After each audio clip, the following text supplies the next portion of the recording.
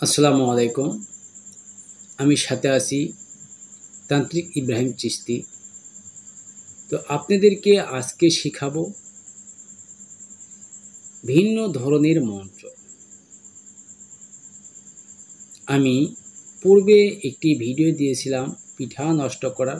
আজকে আপনাদেরকে দিব পিঠার যে গুঁড়ি বা আটা বলা হয় সেই গুঁড়ি বা আটা নষ্ট করার মন্ত্র। তো অবশ্য এগুলো খেলার ছলে অনেকেই, যেমন আমরা আগে দেখতাম এবং ময়মুরব্বীদের কাছে শুনতাম বা তারা এগুলা করত, বিভিন্ন ধরনের আয়োজনে অনেক ফকির বা তান্ত্রিকরা এসে বা যদি দেখতো গুড়ি বা পিঠা, সেগুলার হতো না, নষ্ট হয়ে যেত। তো আসলে এগুলো বাস্তব, সেগুলো আপনারা করতে পারবেন, কিন্তু অন্যায়ভাবে খানা নষ্ট করা ঠিক না। অবশ্যই সেই খানার হিসাব দিতে হবে। তো যারাই করবেন ভেবেচিন্তে কাজ করবেন এবং আপনারা ভালোভাবে মন্ত্রগুলো জেনে নেবেন।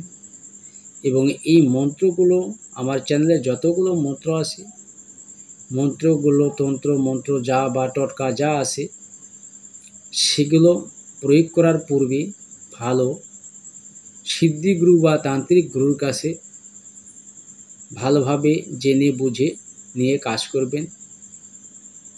যদি আপনারা না জেনে না বুঝে কাজ করেন, সেক্ষেত্রে আপনাদের বিপদের সম্মুখীন হওয়া লাগতে পারে। আর সেক্ষেত্রে কিন্তু প্রকাশক এবং এই চ্যানেল কর্তৃপক্ষ কোনোভাবেই দায়ী থাকবে না।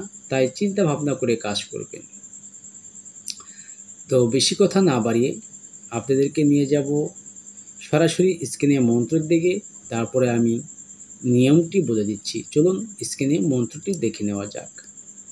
মন্ত্রটি হচ্ছে: চাল কুড়িয়া সাদা গুড়ি, ওপারে থাকি হরি, নরি সাদা গুড়ি, চনে থাক তেমনি পিঠা, অমনি থাক কার আজ্ঞে, হাড়ির ঝি চণ্ডীর আজ্ঞে, কার আজ্ঞে কামাখ্যা মায়ের আজ্ঞে। এই মন্ত্রটি আপনারা প্রথমত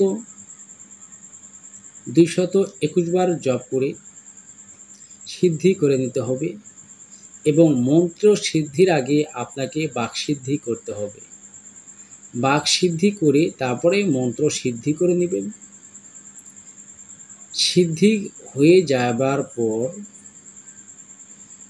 যেখানে আপনারা দেখতে পাচ্ছেন এইজন চালের গুঁড়ি বা আটা করে নিয়ে যাচ্ছে, ওই সময় যদি আপনি মনে মনে মন্ত্রটি 3 বার অথবা 7 বার যদি জপ করেন, তাহলে ওই আটা বা ওই গুঁড়ি দ্বারা কোনোভাবেই কোনো ধরনের পিঠা তৈরি করা সম্ভব হবে না। এটি বহুবার পরীক্ষিত, এগুলো পরীক্ষা করা। তো অবশ্যই আপনারা, পূর্বে বলছি আবারও বলছি, আপনারা অন্যায়ভাবে এগুলো প্রয়োগ করে খানা নষ্ট করবেন না। তো এগুলো শিখে রাখা ভালো, বিভিন্ন সময় কাজে লাগে বা প্রয়োজনে আসে। তো এই জন্য আমি আপনাদের মধ্যে দিয়ে দিলাম।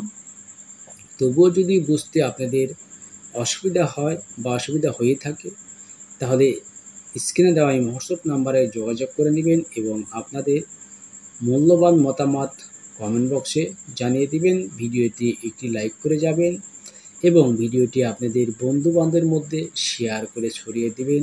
তো সবাই ভালো থাকবেন, সুস্থ থাকবেন। আল্লাহ হাফেজ।